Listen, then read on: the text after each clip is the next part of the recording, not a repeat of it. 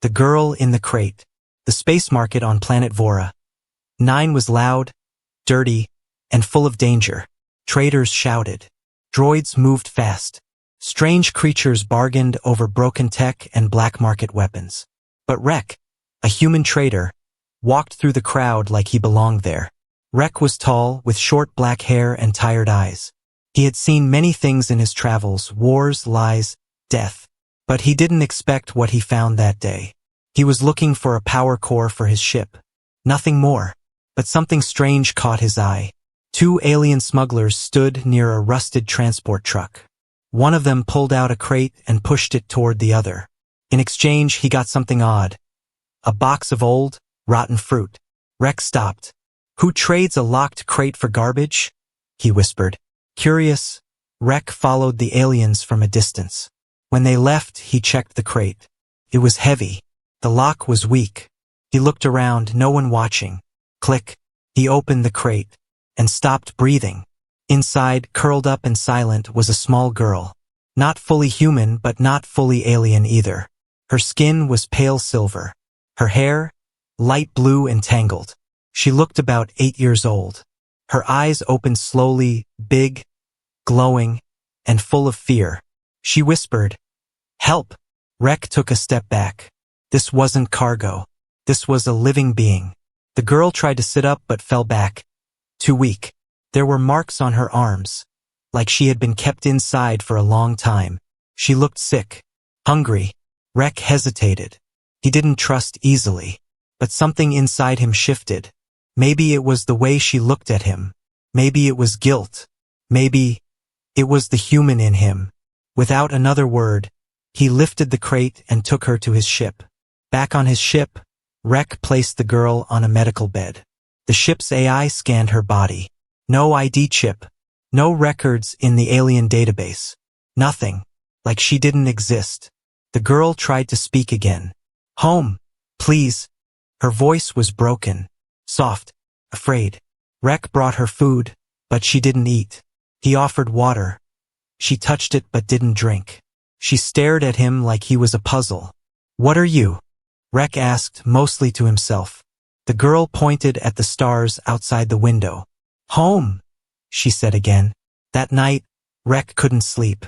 He sat near the control panel thinking, why would anyone trade a living child for rotten fruit? Who was she? Was she dangerous? He checked the crate again. No name, no clue. Just an old metal tag that read, Asset 7x9, Value 0. 0.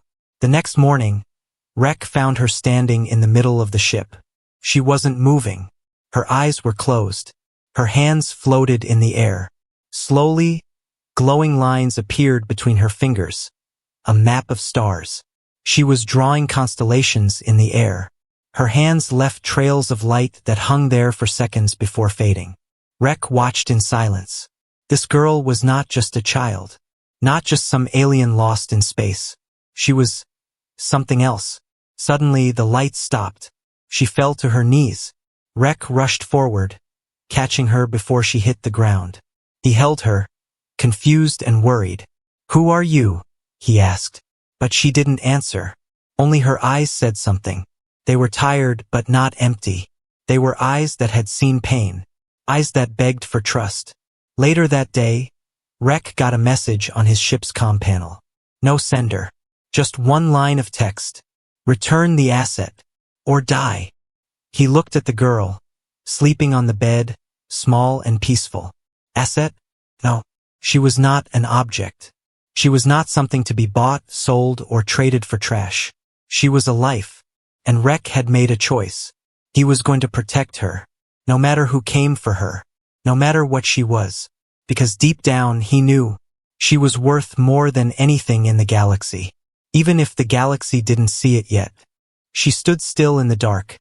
Bare feet on cold steel, silver skin glowing faint under the ship lights. Rek didn't wake up. Not yet. She raised her small hand, slowly, like she was touching something invisible in the air. And then, the stars appeared. Tiny lights, moving like fireflies, floated between her fingers. She wasn't dreaming. She was remembering. A sky that no longer existed. A home she couldn't return to. Rek woke with a start. The ship was quiet, but his skin tingled. Something was wrong. He grabbed his plasma knife and stepped into the hallway, barefoot, alert. And there she was, the girl.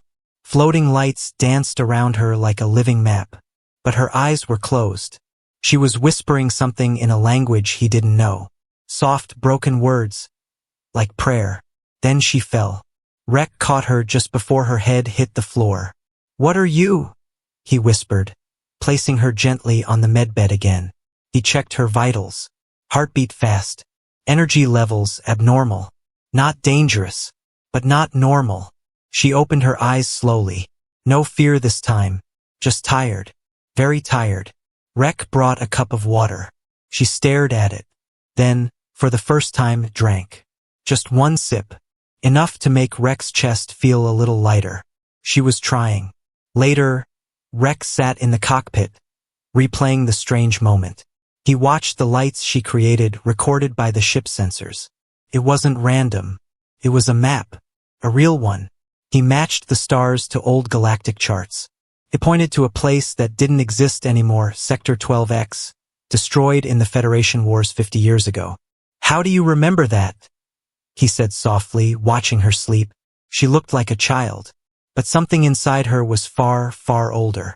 The next day, Rek tried talking to her again. "Do you have a name?" She looked at him, puzzled, then pointed at herself. "7, she said. Rek frowned. "Is that your name, or what they called you?" She didn't answer. Instead, she reached for his hand, hesitant, careful, and when their fingers touched, Rek saw flashes in his mind. A world of silver towers and blue skies, children laughing, then fire, screams, metal soldiers, explosions, cold dark room, alone, then him. Rek pulled his hand away, shocked. "What did you just do?" The girl's eyes filled with tears. "Sorry." No, Rek said quickly, calmer now. "It's okay. I just didn't expect that." She looked down, then whispered, "You are safe." He blinked. Was she telling him he was safe? Or that she was safe with him? He didn't ask. He just nodded. And for the first time, she smiled. Just a little, but real. That night, the ship received another message. Encrypted. Anonymous. Warning. Asset 7 is unstable. Containment failed. Recovery team en route. Rek stared at the screen. Asset. Again that word. Like she was a broken tool. A lost machine. But he had touched her mind. He had seen her memories. She was more than an asset. She was alive. And maybe, just maybe, she was human in the only way that mattered. She remembered pain. She needed kindness. And she smiled. The next morning, something changed. The ship's sensors beeped. A small vessel was following them, stealth mode, silent. Rek activated the shields. "Stay in your room," he told her. She obeyed, quietly. But just as the enemy ship got closer, Rek saw her step into the cockpit. "I said." She raised her hand. And suddenly time stopped. At least that's how it felt. The enemy ship froze mid-space. The lights inside it stopped blinking. Even Rek's own breath felt heavy, slowed. Then, it was over. She collapsed again. Rek ran to her. He picked her up. Her skin was cold, but her heart still beat. He held her close. He didn't care who was watching. Didn't care who was coming. She opened her eyes one last time before sleep. Rek asked, "Why didn't you run?" She whispered, "Because you didn't." It started with a mirror. Not a real one. Just a piece of broken metal on the wall. The girl stood in front of it, staring at her reflection. She touched her face, her silver skin, her glowing eyes, her strange blue hair. And then, quietly, she asked herself, "Why me?" Rek didn't hear her. He was in the cockpit, staring at a message blinking on the screen. Bounty notice. Target, human pilot, Rek. Status. Wanted reward, 10,000 units, dead or alive. His heart skipped a beat. This wasn't normal. He'd smuggled illegal tech before. once even weapons. But never had a price been put on his life. And then he saw the second part. Bonus. Live return of Asset 7, unharmed. Priority level, black. He read it again. They didn't want him. They wanted her. Alive. At any cost. Rek shut down the screen fast. He walked back to the living quarters trying to act normal. The girl, 7, was drawing stars again on the wall using light from her fingers. She turned when she saw him. "You're scared," she said softly. Rek forced a smile. "Just tired." But she looked deeper. "No. You're hiding." He sat down beside her. He wasn't good at lies. Especially not with her. "There's a bounty," he admitted. "On me. Because of you." She went quiet. Her hands stopped glowing. "Why?" he asked. "What do they want from you?" 7 hugged her knees. "I don't know." Rek leaned closer. "Someone wants you alive. That means you're not just a test subject. You're valuable." She shook her head. "I was born in a lab," she whispered. "Others like me. But they disappeared. One by one." Rek's blood ran cold. "Who took them?" "Men in white. Cold hands. No names. They said we were mistakes." Her voice cracked. "They said we don't feel. But we do." She looked at him. "I do." Suddenly, an alert blared. Incoming ship detected. Fast approach. Rek jumped to the cockpit. A Hunter-class ship. Small, fast, armed. Marked with the same bounty code he saw earlier. No time to run. No time to hide. He raised shields. Prepared weapons. "Stay in the back," he told her. But she didn't move. "I can help," she said. Rek shook his head. "You almost died last time." She placed a hand on his. "I trust you. Now you trust me." Outside, the bounty ship fired a warning shot. Inside, Rek and 7 stood side by side. The enemy hailed them. A voice crackled through. "Pilot Rek. Power down. Turn over the girl. You'll live." Rek smirked. "I've lived through worse." Then he cut the line. The dogfight began. Blasters lit up the black sky. Rek dodged, twisted, returned fire. But the hunter was fast. One shot slammed into the ship. Alarms screamed. 7 held onto the wall, breathing hard. Then her eyes glowed bright. Too bright. She stepped to the center of the ship. Her body floated a few inches above the ground. Her hands rose, and in the space around them gravity changed. The enemy ship spun out of control, pulled into a field of pressure that Rek's ship sensors couldn't even explain. For a moment, time bent. Light folded. And then, it was over. The enemy ship shut down. Dead in space. 7 collapsed again, but this time Rek caught her fast. She was shaking, but alive. He held her close. "You saved us," he said quietly. She looked up, weak. "I didn't want them to take me. Not again." "You're safe with me," he promised. Later, Rek checked the bounty network. The price on his head had doubled. A new note appeared. "Target is not alone. She is one of the last. Full extraction authorized. Kill the pilot if needed." Rek sat back. One of the last? Of what? She wasn't just rare. She was part of something bigger. And someone was hunting her across the stars. But now she wasn't alone. She had a protector. And Rek had a purpose. In the dark of the ship, she slept peacefully for the first time. Rek watched her and whispered to himself. They traded her for rotten fruit. Like she was trash. He looked out the window into space. They have no idea what she's worth. The sky burned red. Children ran between silver towers. Mothers screamed. Fathers fought with empty hands. And above it all, machines fell from space like angry stars. This was not a story. It was not a nightmare. It was a memory, buried deep inside a girl who now slept in a ship far from home. 7 woke with tears on her face. Her hands were shaking. She looked around. Metal walls. Rek's ship. Safe for now. But the dream wasn't just a dream. It was a warning. Rek was already awake. He sat at the NAV table scanning through old records. He hadn't slept. He couldn't. The bounty messages were spreading. Too many people wanted her. And no one was saying why. He needed answers. So he searched. Old war logs. Deleted news feeds. Blocked archives. And then he found it. A name buried in a dead language. Project Silva. Terminated Species Initiative. Year 3122. Rec clicked. The screen flickered. An old video played. A woman in a white coat stood in front of a camera. Her face was pale. Her eyes full of fear. "We created them to help," she said. "Not to replace us. They were supposed to feel, to care, not evolve. But they were learning too fast." Behind her, the screen showed glowing children with bright eyes, like 7. The council said they were dangerous, that they must be erased. I tried to save one. A girl.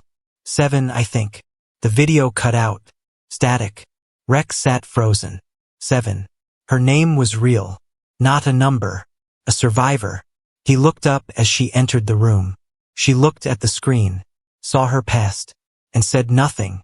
"I'm sorry," Rex said. She shook her head. "I remember now. A little." She sat down beside him. "I had a sister, a brother. We made stars in the sky with our hands." She paused. "They burned with us." Rec opened a hidden file in the archive. It had no title, just numbers. Inside were images. Burnt cities. Silver towers in ruins. Bodies. Small ones. Destroyed by human warships. Federation ships. 7 stared at one photo. A woman holding a child with glowing eyes, standing in front of a giant gate. The child was her. "I didn't know," she said. "I thought I was born in a lab." Rec replied quietly. "They made you forget." Outside, an alarm beeped softly. Another message. Encrypted. This time just 2 words. "She's waking." Rec's eyes narrowed. "Who's watching us?" 7 stood slowly. "They're not watching us," she said. "They're watching me."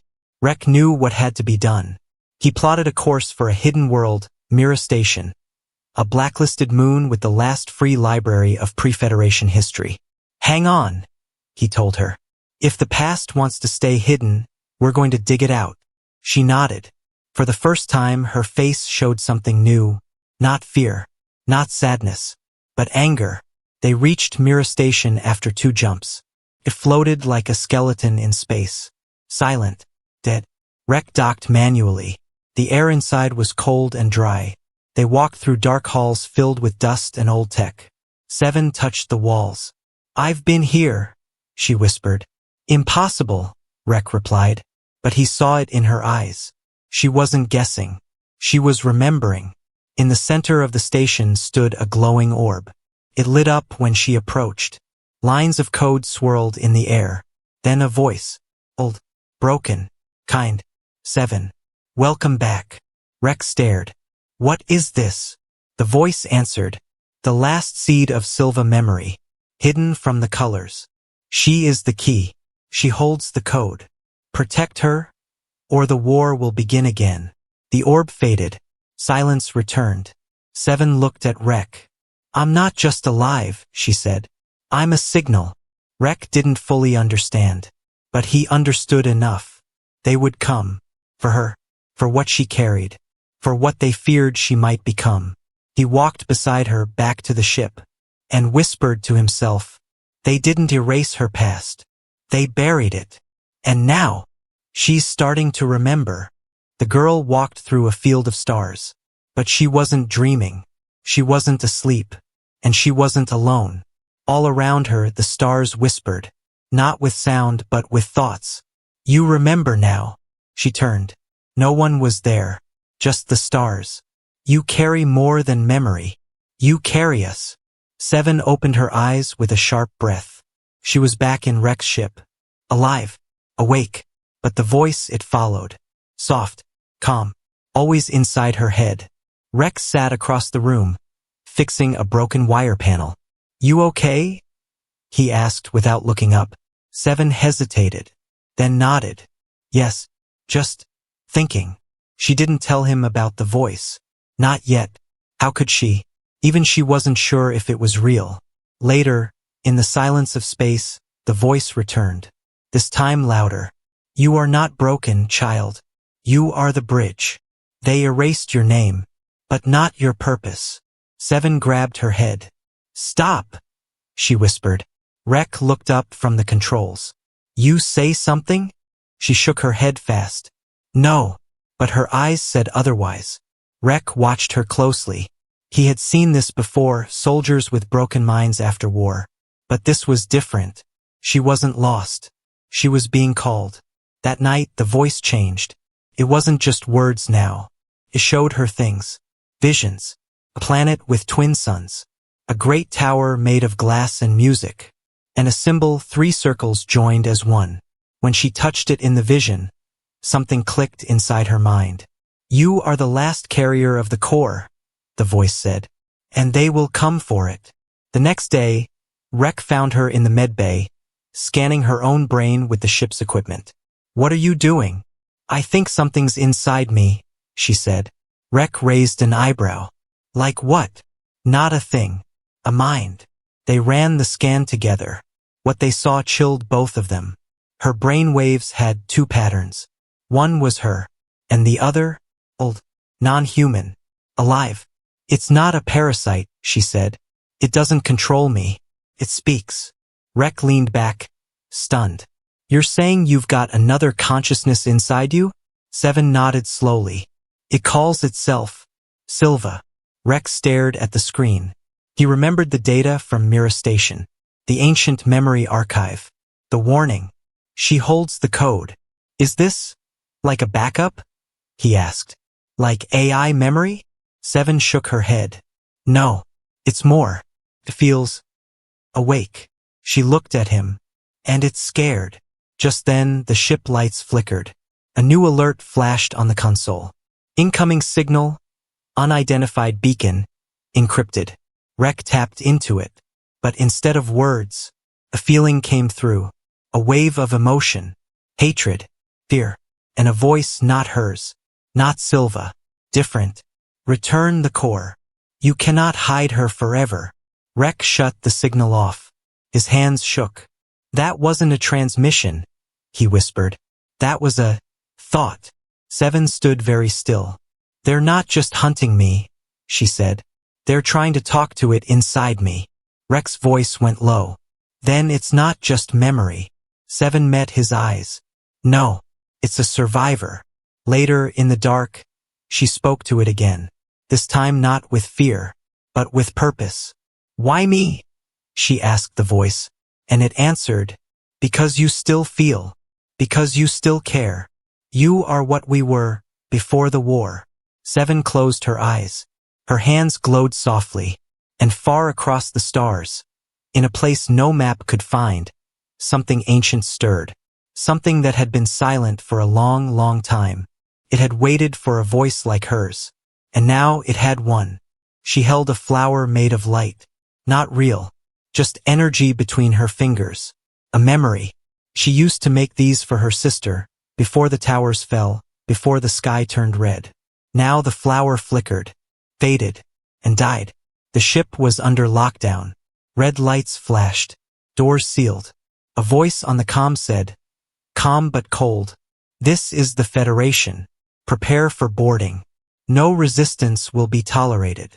Rek stood in the hallway with a plasma rifle in hand. But he wasn't a soldier. Not anymore. He looked at Seven. She sat still on the floor, her back against the wall, eyes closed. Her skin glowed faintly. Something inside her was waking again. They're here for me, she said softly. Rek nodded. You don't have to fight. She opened her eyes. If I don't, they'll take me. You don't know that. Yes, I do. A pause.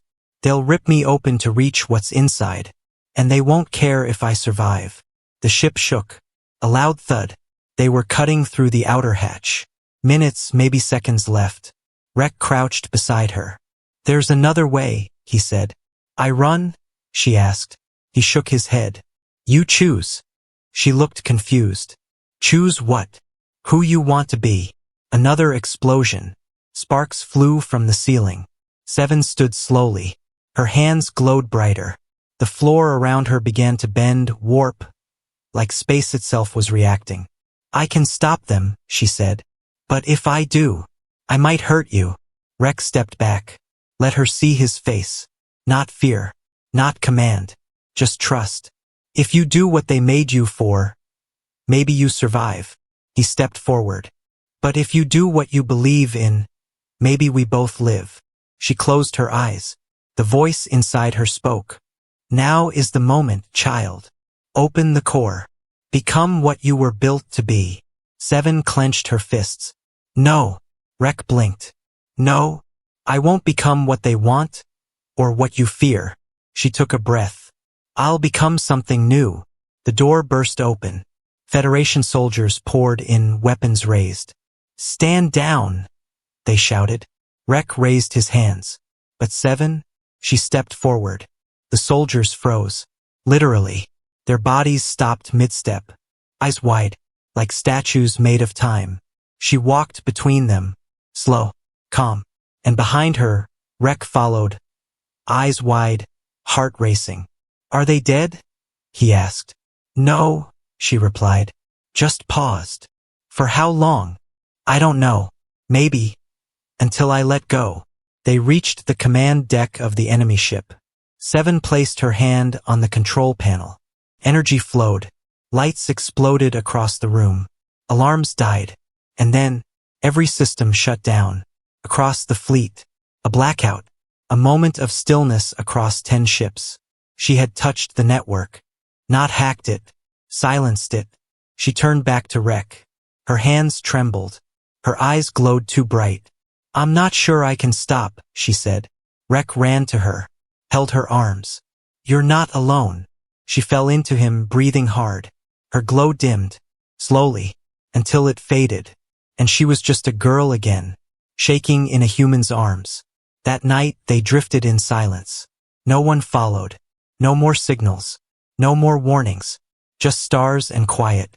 Seven looked out the window. Rek brought her food. She took it this time. Even smiled. Do you think I'm dangerous? She asked. He sat beside her. Only if you stop being you. She leaned on his shoulder. Then I'll never stop. Far away, on a hidden world, a council watched her from afar through broken data streams. She didn't activate the full core, one said. But she could have, said another. They went silent. Then one spoke softly. She has chosen. And that is more dangerous than power. A single voice in the dark can be louder than an army. But only if someone listens. Seven stood on the edge of Rek's ship, staring at a blue planet below. It was beautiful, oceans, cities, lights. But under that beauty, it held the same system that once burned her kind out of history. She could feel it, not just in memory, but in the whispers of the core still inside her. They erased us, the voice said. Now they will erase you. Seven shook her head. No, this time. They'll hear me. Rek placed a small transmitter in her hand. This will open a direct line, he said. Not just to them, to everyone. Seven looked at the device. Are you sure it'll work? He smiled. I stole it from the best. They docked on a neutral station, Echo Port. Crowded, watched, dangerous, but filled with every species and channel in the galaxy. If a message reached here, it reached everywhere. Seven walked through the halls like a ghost from the past. Some stared. Others stepped back. A few looked confused. They didn't recognize her. But deep down, something about her made them pause. She reached the central tower. Connected the transmitter. The signal blinked red. Live. Across star systems. Across languages. Across planets. She stood still for a second. Then she began. My name is not a number, she said. My name is Seven. I was sold for trash. For rotten fruit. Like I had no worth. She looked into the lens. Calm. Clear. Strong. They said my kind was dangerous. So they burned our cities. Erased our names. And called it peace. But we felt. She touched her chest. We loved. We cried. We sang. And when they took everything, we remembered. Rek watched from a corner. Others in the station stopped moving. The feed spread fast. First to Echo Port, then across relay towers, then to Federation Central, where generals leaned forward in silence. Seven's voice never shook. Not once. "I don't want war," she said. "I don't want revenge. I just want to live. To walk without hiding. To feel without fear." She raised her hand. A small light floated up from her palm. A glowing memory star. A symbol of her kind. Soft, gentle, unthreatening, but powerful. "If you destroy me," she said, "you destroy something you'll never understand." She smiled sadly. "And if that's your choice, then maybe you've already lost." Silence followed. The feed ended. The station remained still. For 5 seconds. Then 10. Then a single cheer. A voice from the crowd. Then another. Then applause. Then cameras. Then support. Within hours, people across systems began protesting. They shared the clip, wrote her name on signs, painted it on walls. 7 lives. She felt. We see her. At Federation HQ, arguments broke out. "She's manipulating them," one general said. "She's telling the truth," said another. An emergency vote was called. Public pressure built.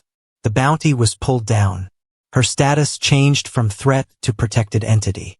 Back on the ship, Rek and Seven sat quietly. "Did we win?" she asked.